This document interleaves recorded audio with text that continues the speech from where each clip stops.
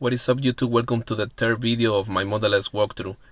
In this video I'm going to show you the music and the climate controls in the Model S. You have a couple of options when it comes to music. If you want to listen to the radio or streaming from places like Spotify or Slacker Radio. And also there is a couple of games that you can play. If you missed my previous two videos where I go through the main menu right here, all those options. Yeah, I know the video is like 20 minutes long, but I go in detail in every single option right here. So go ahead and check it out in my channel. Also, there is a video where I go through every single option on top right here. That one's gonna be in the video description as well. But let's just get right into it. In the music option here, you have the options to listen to the radio. In here you have the option for AM, FM, and that's Sirius XM. But it's actually the free version, so it has some advertisement in there, as you can see. And also you have the options to direct tune. If you know the station that you want to listen to, you can just type it in. On the phone option, you can select the device that you want to listen to, and here will pop up whatever is active on that device. And then for streaming, here you can choose between different stations, as you can see right here. And this button here is to sign in case you have a Slacker Radio account, so you can listen to whatever you want whenever you want, because the account that comes with your Tesla is a free version where you can listen to whatever you want. But let's say you wanna repeat that song again, it wouldn't let you select it because you just played it. If you have a Slacker Radio account and you are paying for it, then you can listen to that song over and over again if you want. Spotify is basically the same thing, but in here you only have the options to sign in with your premium account. You cannot use the free version. So if you have a Spotify premium account, you can sign in here. You can use Spotify with all your music and playlists available for you in the car. Tuning. This service is for podcasts and radio stations that are available over the internet. If you have a tuning account, you can sign in right here. The cool thing about tuning is that you can listen to one station wherever you are in the world because it's through the internet. So you're never gonna get out of the range of that station. So if you are a very good fan of one station in particular, you can listen to it through tuning and it's always gonna be available for you. And settings. Here you have the option to activate Dolby Surround Sound. I have enabled that on the past, but apparently it only stays enabled if you're listening to Dolby Surround Sound content. DJ commentary, that's true, I forgot about something in the streaming part. Here you have the stations, but you also have DJ series where you can listen to these stations, but there is gonna be DJ commentary in between some of the songs. And also I forgot about the genres. Here you have a couple of stations that you can listen to.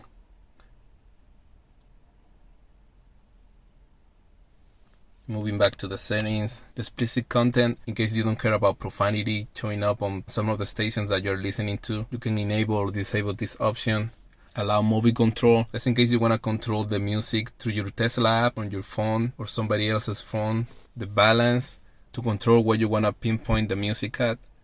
And the tone, to control the levels of the bass, the mid-range, and the treble. And this arrow right here is for the different Tesla apps, like call. Here, if you have your phone connected, it will pop up this window where you can dial directly from your car. Also the contacts, the recent calls from your connected phone. And also here, you have the calendar, but you can also synchronize it to your phone and it will show up here. And we also have the back camera. You can activate this anytime. You can also pinpoint it wherever you want. If you want to drive with it on the bottom right here, you can do so while you see your navigation on top.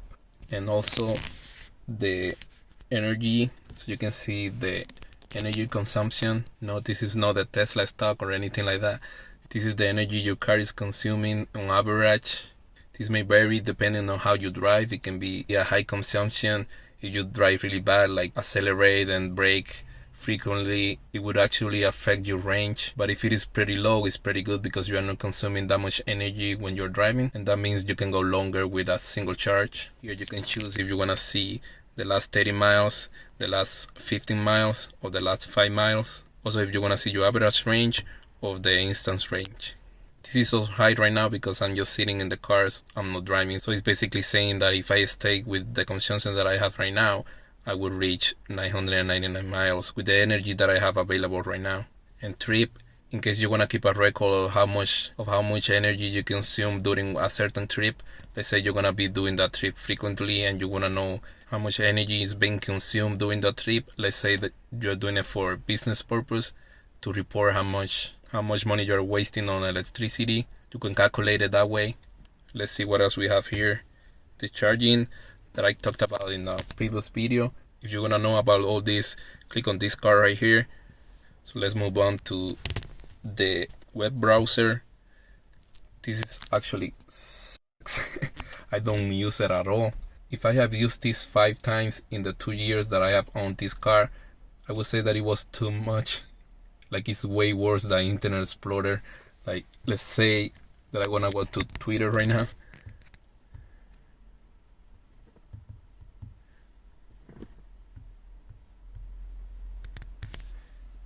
It would load and load and load and load and load and load and load some more. It's just crazy the way it is. Like, let's say I wanna go to Reddit right now. Let's see what happens. I never tried this one before.